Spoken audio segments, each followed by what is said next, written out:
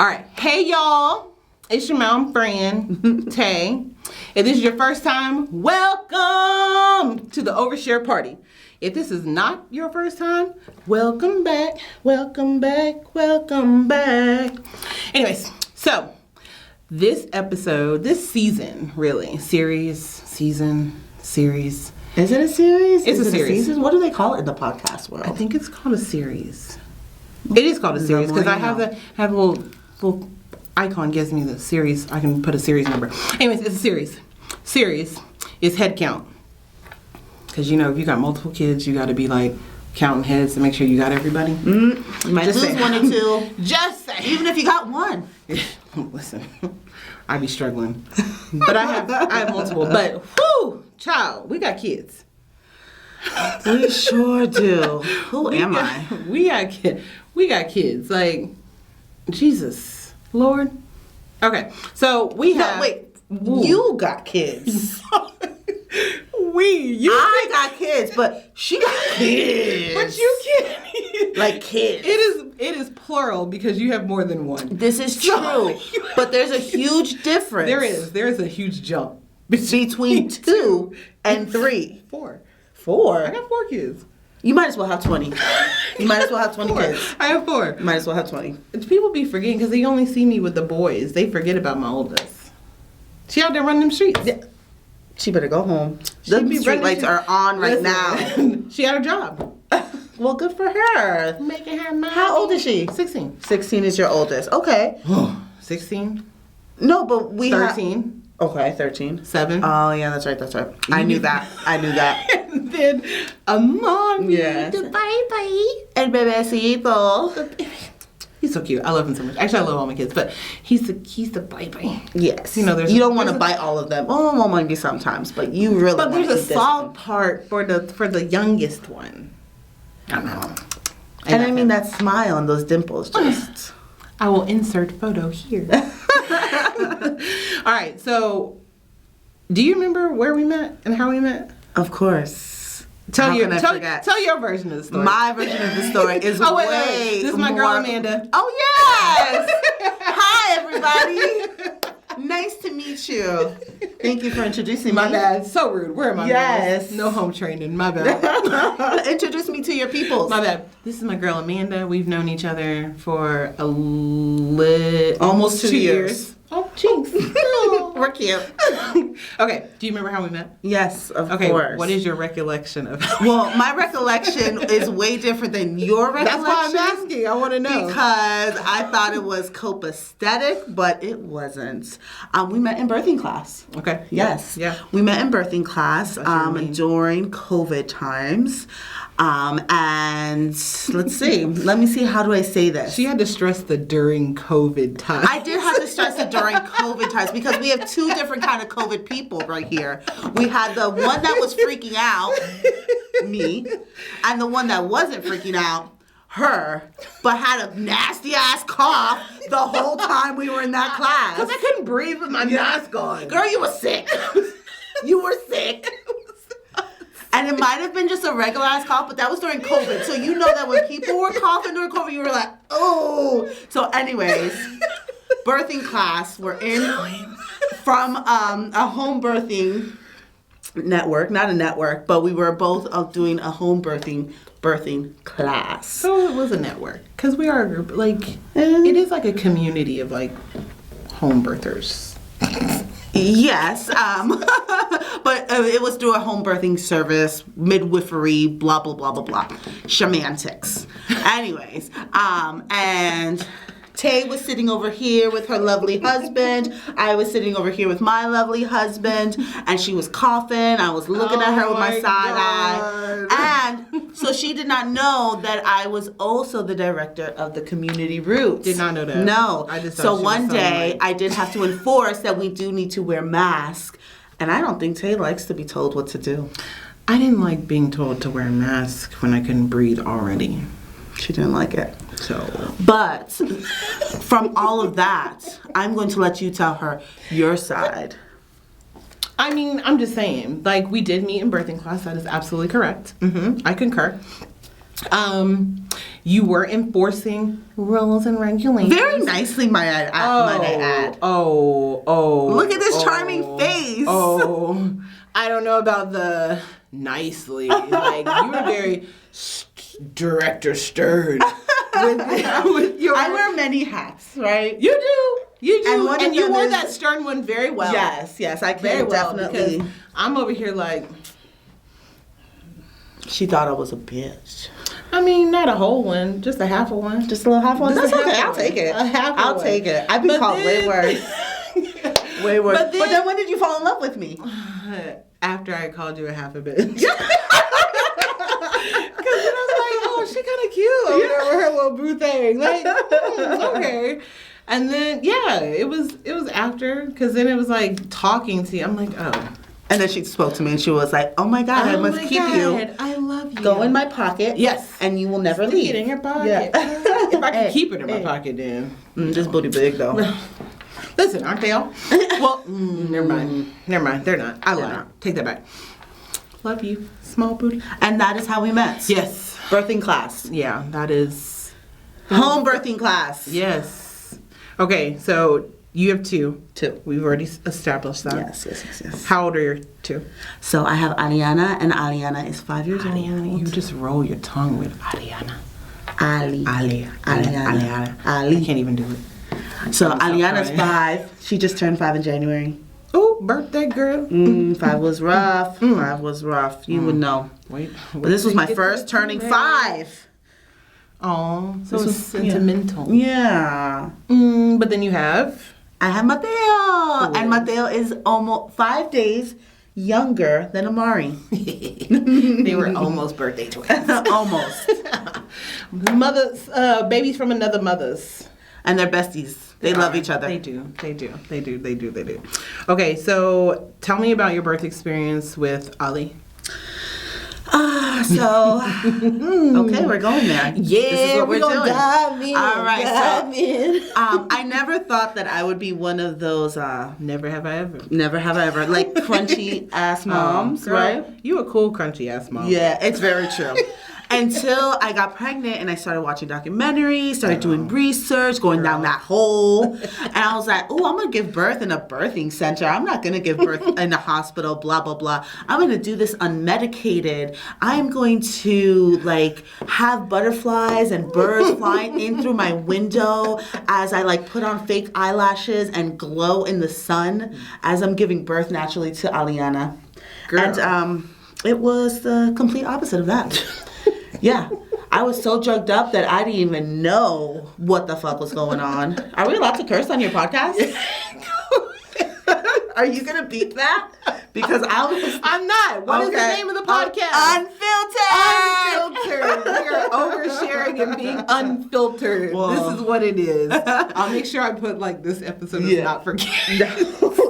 It's got explicit language. PG-18. Yes, got so I was so drugged up. I ended up being so drugged up that I didn't even want to hold my baby. Dang. Yes. It took a complete turn from where I thought it was going to be. Wow. And that is the short version of that story. And Mateo? What about Mateo? Mateo was exactly the same. And I still, even after all of that I went through with Aliana, birth trauma, mourning, my perfect birth that I wanted to have, I still wanted to go for the next level, and that was a home birth. Okay. Unfortunately, my body, me, does not allow for home birth to happen. When I go into birth with both of my children, it was exactly to the T the same. I do PROM, which is premature rupture of membranes. Okay. And that just basically means that my water breaks way before my body is actually ready to give birth to my babies. Okay. So I never contract, never do any of that stuff. Though I have some theories towards that. We'll leave it at that. So with Mateo, it was exactly the same. My water broke in the middle of the night as I was doing nothing with a big... While you're sleeping? No, I'm just chilling? Chillaxing? Yeah, I'm just chillaxing. Okay. Both Aliana and Mateo just chillaxing, and then all of a sudden, pop! and start gushing water. I go to the hospital a few hours later. I'm in the hospital for at least 24 hours before I do medication and start trying to But not intervene. laboring. Not laboring, not doing Okay. nothing. Okay. And I honestly feel like it's because I hate hospitals. I hate doctors. I hate everything. So the minute that I go, because every time, like right before I would walk into the hospital, I felt stuff happening. And then the minute I walked into the hospital, literally nothing happens whatsoever. I spend hours in the hospital with Mateo too.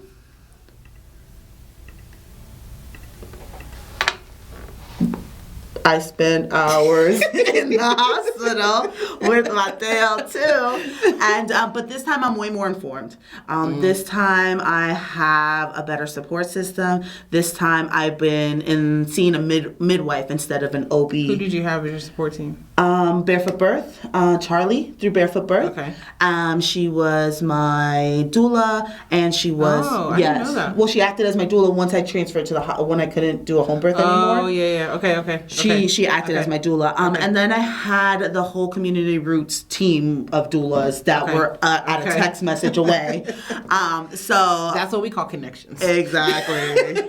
And so She got a whole team of doulas. a whole team. Oh, sir, you're a doula. We're talking about you right now, So it was almost exactly the same, except I'm more knowledgeable this time. I'm more confident, and plus I gave birth at a different hospital that was baby friendly and supported my wanting to have a VBAC, which is a vaginal birth after cesarean. Okay. And they supported that along with me. The hospital previous to that shall remain nameless, so we do not get sued. But before that is known not to be baby friendly. Okay. And from the minute I walked in, they were like, "So when are you going to get a C-section? Are you going to get a C-section now or C-section? Would you like a C-section? You want a C-section?" From the minute I walked in. Is that probably why your body was like?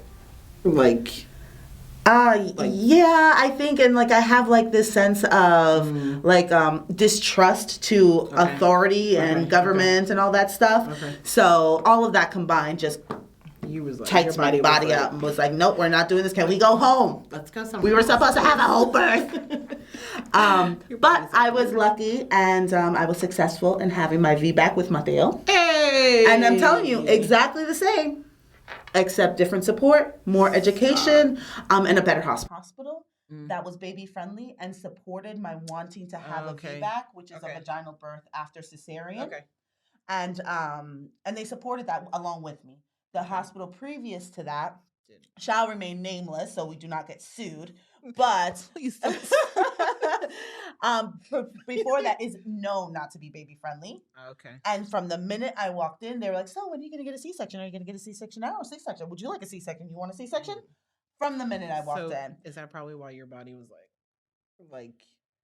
Yeah, I think, and I have this sense of distrust to authority and government and all that stuff. Okay. So all of that combined just You was like, tights your my body was up and was like, "Nope, we're not doing this. Can we go home? Let's go somewhere. We were else supposed to have a whole birth." Your But body's like, I was lucky, and I was successful in having my VBAC with Mateo. Hey. And I'm telling you, exactly the same, except different support, more education, and a better hospital.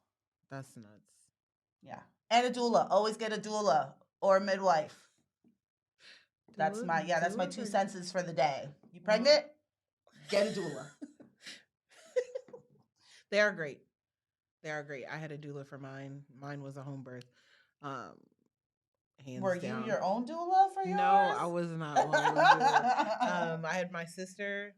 I had a friend of mine who is doula trained, but she was also in school for midwifery. Perfect. And then I had my birth photographer. Now, my friend, she is in school for midwifery, but she wasn't far enough along to deliver for me. She was just far enough along to be my voice of reason if there was an emergency, and she'd be like, "It's time. No, we need to go." So she was doing the counter pressure and the rebozo and all of those things. So she was my acting doula, but also listen, if we need to go, then we need to go. Your voice of reason, yes. Because sometimes our desires to do it to have that will home outweigh birth the or have reality. it. Absolutely. And that is one of the reasons why I think doulas or a midwife or a professional is so Mhm. important, because when Yeah. you're in the mix of all of this, you can't There's make so a many sound emotions. decision. Yeah, there's so many emotions. And your partner cannot either. Don't let them fool you to saying that they'll be your doula, because they're emotionally invested in you. Yeah. They're emotionally invested in that baby. But I feel like doulas are too, in the sense of like, if you get to know your doula and you're with them, when you say emotionally involved, you're saying, I mean, like, they have a personal connection. more than when I talk about emotionally involved for your partner Yeah. versus a doula, Correct. it's definitely more for your partner. They're so emotionally invested that they're going to be blinded. Where Okay. a doula has Okay. at least Okay. they're emotionally invested. They care about you, Yeah. but they care about you in a sense where they're not biased to Okay. you There it and is. your feelings. There it is. Okay. Because I feel like me and the doula in the doula with the doula hat on, like I am wholehearted, like I'm invested in You're like, I you. love my clients. I love you. What? You ain't even a client no more, boo. You Yes, family. but you were able to think logically Yeah. and rationally Okay. for them, because that's your job. Yeah. But sometimes I'd be, yeah, yes, yes. But sometimes I'd be so attached. Sometimes it'd be so attached, like it's hard not to say anything when you see mistreatment. You know, Oh, yes. like, Well, and you should be saying something when you yes, see mistreatment. yes. What kind of mistreatment are you That talking like about? that part, because you want to make sure as a doula you are making sure that your client is informed, right? So making sure that they're informed and they are being that voice for step your boundaries, especially in like A partnership. in a What medical are you talking in the about? like when you're in like a hospital setting, right? Because that's what they teach you. Like they teach you to educate and at times advocate, but making sure that the client is advocating for themselves, which is hard.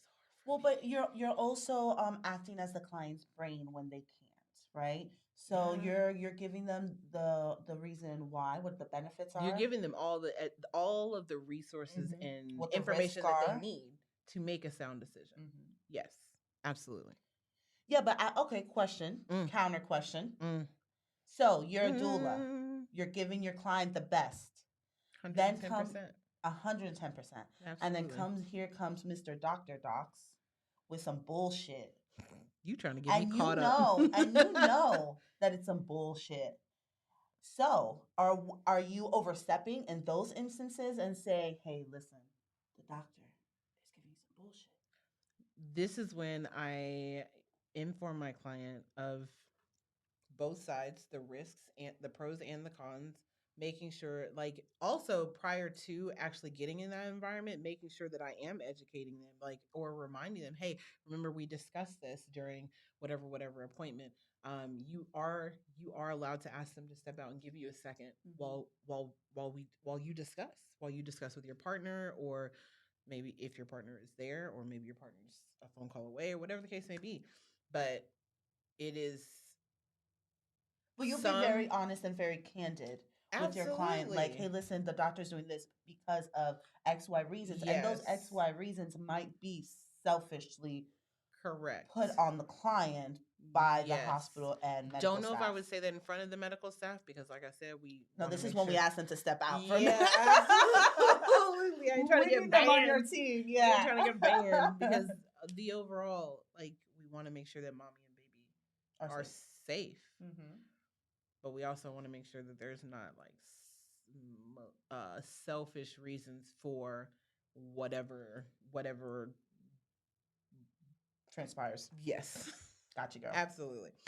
So I want to get real with routines, like with your kids. You have a 5-year-old who's in kindergarten, and you have Mateo, who is home with you, but you also work. So you work. Do they have a sleep routine, sleep pattern? Do they have eating, like? Let me just look here on my Rolodex. It is 8:41. All 2 children shall be asleep now for at least 60 minutes. So, no, I'm messing with you. Oh, girl! But listen, good God. listen. Pre-baby I wish Amanda. we could show, when you said that, I wish we could show like your house right now. Because my kids are not asleep. They're not asleep Girl, right no. now? Amari's not asleep right now. No, probably not. Okay. Probably winding down to go to sleep. Oh, no. But Okay, yeah. so first of all, it's 8:41. I'm usually asleep by now. Oh, well, we love you. Yeah. Thank you so much. Thank you so much. I'm just kidding. for I know, but sacrificing. I am. Okay, so I'm going to start from the beginning. In the beginning. Pre-baby Amanda. If she were to look at mommy Amanda now, she would have never thought I would be the way that Never I am. have I ever. Never would I ever. Never have I ever. What do you mean? In what aspect? Because I'm very free-spirited. I'm very... Yeah. I was very free-spirited. I was very go with the flow. But when I had Ollie, my world got turned upside down. I was an older mother. I had Ollie when I was just about to turn 32. She was almost born. Okay. She was born when I was almost 32 years old. I had lived a whole life before her. I've done lived 10 lives before. A whole life. So I was already ingrained in who I was, what I wanted to do.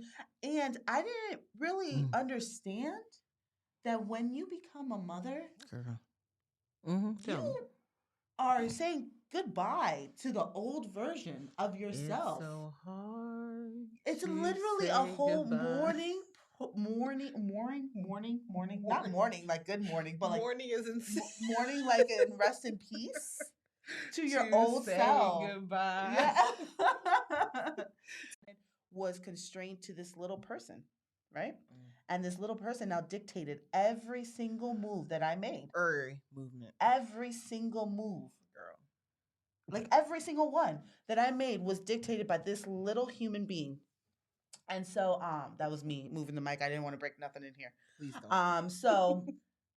So I started to kind of like lose my mind. It was also called postpartum depression. And real. At the time, I did not realize that I was going through postpartum depression. But the one way that I coped with that was routine. So if I knew that Ollie always took a nap at this time, I knew that I would have a break from 11 to 12 because she always took a nap. And then I started to notice that if she was always on routine, her sleep was better. And if she was always on routine, like my day could be predicted. So this once free-spirited Amanda that would go do whatever she wanted, whenever she wanted, be spontaneous, was no longer that. That girl went out the window. And in order for me to stay in my happy place and insane, I needed to know what everything was happening. Like I needed to know, like, okay, from 11 to 12, she's sleeping. This is when I can mop the house. I can take a phone call. I can take a shower. I can smoke a bowl, whatever the case may be. Like I can do something for myself. And then also I'm losing my train of thought. It's okay. Squirrel. My routine. brain. So do you have that with Mateo? Oh, absolutely. So especially being like a part-time working mom. Okay. Like I have to know, we get up and he always gets up like around the same time.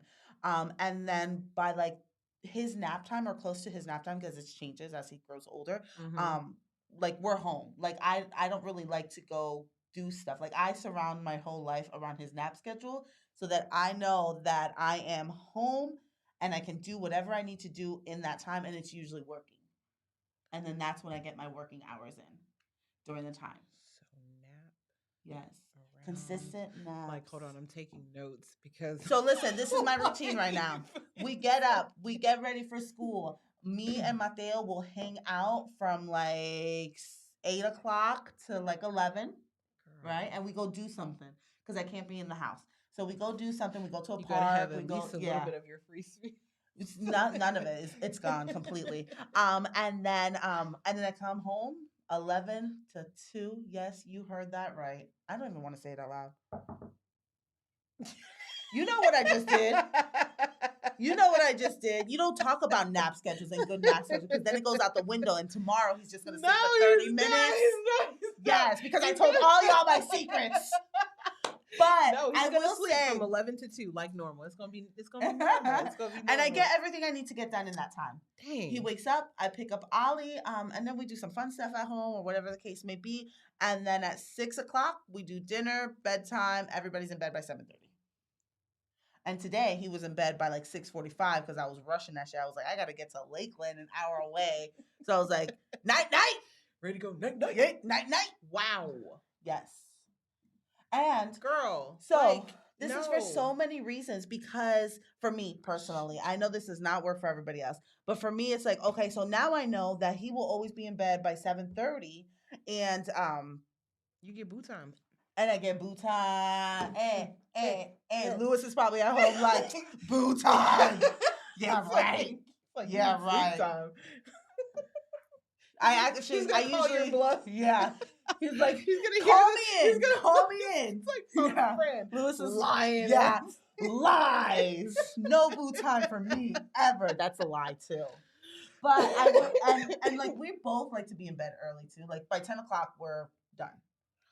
That's why I'm like, your kids aren't sleeping yet. And I know as they get older, Girl, that's gonna be different because they can like. Well, the older two, the 7-year-old.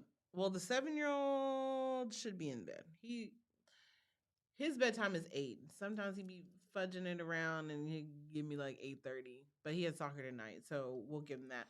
But then the 13-year-old, he usually be chilling with Amari. If Amari's still like, if Amari's had a late nap, Yeah. then I am almost screwed. Because then he stays up later. Yeah, see, listen, no, wait. Let me understand. Wait, so teens. Okay. With any of the children. No, they were in daycare. Okay. I didn't have them. I didn't teach them how to potty train. I didn't teach them how to tie their shoes. Now I'm over here with this kid, and I'm like, who gonna teach you to be on the pot?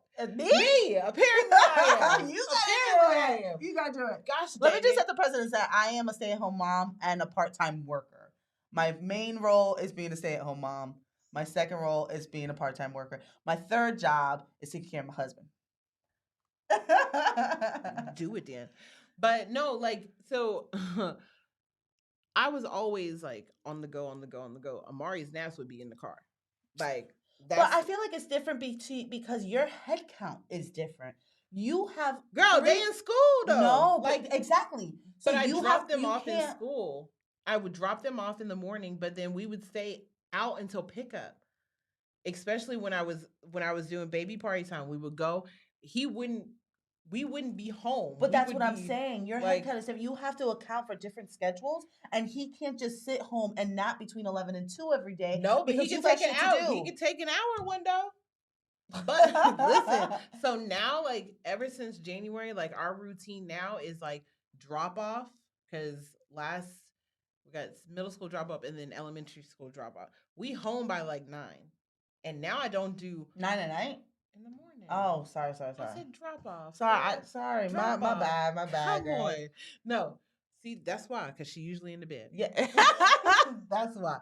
But no, like, we're home by 9. So now we chill, and he'll usually, because he's up at 6:30, because I got to take the other two to school, he's usually down by like, he's struggling at like 10 o'clock trying to sit up there and watch Moana. Boy, you done seen that movie 1,000 times. He's like, that's why I fall asleep. It ain't changing. But he'll be back there just like chilling or like running around, or he'll get up on the couch and try to like, snuggle with me or just lay out. And I'm like, dang, like, it's really allowed me to slow down. The routine. Yeah. Oh. Yeah, it's good. But yeah. But I also like am able to do homework. Mm-hmm. So I'm like, instead of like running around like a chicken with my head cut off, like I'm like, oh snap. I do have like, anatomy and physiology homework. Let me do this right here. So while he running around the living room throwing little basketballs and stuff, or I'll chuck a little, one of those little plastic balls at him, or he'll come over to me. Play go fetch, right? So that he could go fetch. Yeah. Or he'll come over with a pool noodle and like start hitting me with it, and I'll like take it from him and hit him with it, and he's like, but he's able to roam, and it's not like in the You're- car. And you're not always rushing him place to place. Like, Right. or he's not spending a majority of his I feel so day. bad because like I agree. we've always been like in transit, but come pick up, like I feel like we are go. Even if he's not awake. Yeah. Like, you gotta wake your ass up. Like I still no, because he'll like sometimes I'll pick him up and he'll be like back to sleep, and then I'll put him in the car and he's like, No way. trying to look around or trying to look out the He's window. like, I'm just gonna go back to He's sleep. like, you know what? Mm-hmm. I'll wake up when my bubba's getting in the Yeah. car, and he'll be out again. But nah. So you had mentioned, their bedtime is this. So do you do you time and self care? Like, do you pencil in self care after that, or are you done with your day and you're just like, nah, like? So after they're in bed, one of two things either happens. Okay. Either me and hubby are chilling, or I'm doing some more work. I mean, I gotta fit it in somewhere, right? Yeah, but like, when do we take care of us so we're not Running ragged. running on fumes? So that's the infamous question, right? That all moms want to know how to do, Look, or I'm want to make the sacrifices to do. But the thing is like, because I'm a very present parent. So when my children are awake, I'm very much in their lives. Yeah. And I'm not doing anything for myself. And then so when they go to sleep, I'm catching up on everything else that has to get done. Like I'm washing those dishes from dinner, or I am catching up. And like I try not to work too much afterwards. Don't get it twisted. It's not always. It's not always that I'm working like after they go to sleep. Usually the case is me and hubby are chilling on the couch. Okay. Winding down for the night. Yeah. Because they're literally in bed between 7:30, 8 pushing it, but 7:30 and 8, and then that's it. And then 10 o'clock, we're both knocked out. If we're on the couch still, zonked. Girl, I'm such a night owl. But then we get up early, so then I'm like, no, I'm a day person. Yeah, I've always been a day person. My alarm goes off at 5:50 and I'm like, snooze. Oh, me too. Snooze. It's still dark out at 5:30. No, the time changed a little bit. So it's at 5:30? I don't know. I'm asleep. I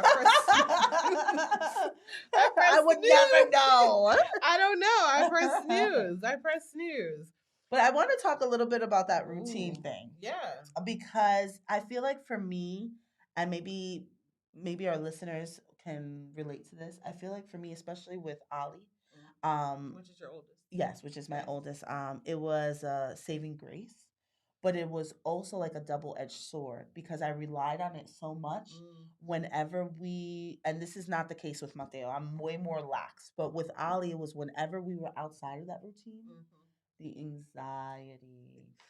anxiety would skyrocket. Yeah. Like, she has to get home to sleep. Oh my God. If she doesn't go to sleep, that means she's going to be up 3 times a night, which she was. Like, because she was such on a routine, if I ever went out of that routine, then the whole night would be her getting up every couple of hours. Dang. And that would just throw me off because I love to sleep and I hate being woken up. And well, I don't know. I haven't slept in 8 years. So, and my eldest is only 5. But I feel like for some parents, the whole routine thing is way more deeper than just a schedule. Yeah. It has to do with their anxieties, with managing life, and getting a little bit more control back over their life. Yeah. Because when these kids come in here, you have lost complete control because, like I mentioned before, they dictate everything. And having a routine kind of allows that parent to get that sense of control. Sometimes false, but it's a sense. And I don't know. For me, it helped. With Mateo, I'm way more lax because now my head count is 2. And I can no longer only think about him and his schedule and wanting that routine. On Mondays, for instance, I have to wake him up an hour early because we got to go pick her up because she got early release. You're right. And then when Ollie's out of school, why does Hillsborough do that? I don't know, but it's very inconvenient. Like, just do 12:55 or do 1:55 because I forget. Listen, I just don't understand. So, but now, and so when he was a baby, whereas Ollie was an infant, I would make sure she was at home napping. But when he was an infant, we napped everywhere. Listen, We napped at the zoo. Them car seats are comfy for a reason. We napped at the zoo. We napped in the car. Now it's better because she's in school. So I make sure that nap's at home, but so I can get stuff done. But when he was an infant and it was just that, we would nap anywhere. So it does make it a little easier with number 2. Yeah. And I'm sure by the time I have my 8th kid, naps. Who does naps? Just pick a cot or somewhere. I'm sorry, you said 8th kid? No, baby. Girl, thank God. Yeah. I mean, hey, if that's your. But if I were to have 8 kids, I'm pretty sure my whole like need for routine would no longer be a need for me. I mean, I could see you as like one of those like bulletin board moms where like you gotta move stuff to. If I was more organized, definitely. That's actually like really appealing. Like 8 kids. Yes. That like moving, tickles my fancy. Like I was moving colors to like. All right, honey. Today is soccer practice. We are in the blue zone. Girl, ain't nobody. I mean, listen. It's like, I don't know. I feel like that's like a Pinterest dream. You know, like it's the thing. It's on my vision Pinterest board. Yes, I'm too much of a mess for that. I'm like the only mom who's an absolute mess and on routine organized at all times. Like what? How? Tell me your secrets. Like, how do you do that? Okay, so let me see. We're gonna wrap it up, but we're gonna wrap it up with. Ooh. Do you want more kids? What? Do you want to hire your head count? Is that how you want to raise your head count? Do I want to do what? Do you? 4 and no mo. What made you want to have Amari? What made you want to have that 4th? Listen, I was living my best life. Okay? Come to an asshole. I was doing my CrossFit thing. I was living my best life. You know, I was feeling good. Like I wouldn't like. That don't matter. You were feeling my good. Head, it does matter. But I was feeling good. I did my first competition. Like, okay, strong girl. Oh, girl, dying. Running is not my strong suit. Oh, I hate running. Like just. And then girls just like smack you every time. Yes, every time. Just struggling. Like you ain't supposed to be ready, bitch. Sports bras with like double sports bra and a little compression thing. Just dying. Anyways, shout out to my partner who took up most of the running for my slack. Thank you so much. But yeah, my husband was like, "Dang, girl, you looking fine to see you over there. Won't you be mine?" And we had another one. Oh. Yeah, he set me up. He set you up. He trapped your ass. He set me up. He trapped you. But it was a mutual setup. No. Because, I don't mind getting down with my baby. But anyways. So, baby, I love you so much. But, she's feeling really appreciative. I am feeling really, really appreciative. I don't know why. But you do. I do. You do. I do want more. I don't know why, because, like, I'm insane. And my mental health cannot handle another one. Because you look at them. They do drive it's so us addicting. Nuts. However, they look so cute when they're sleeping. Only when they're sleeping. But listen, or those little laughs, or hearing that first like "I love you," or knowing that child, your youngest child, is no longer gonna be that small ever again, and that you're never gonna have a little child that small again. Yeah. The thought of that just like makes me like want to have another child. I'm not going to have another child. If I was younger, girl, I would have another child. Your still works? No. It still works. No, I mean I have dreams and aspirations.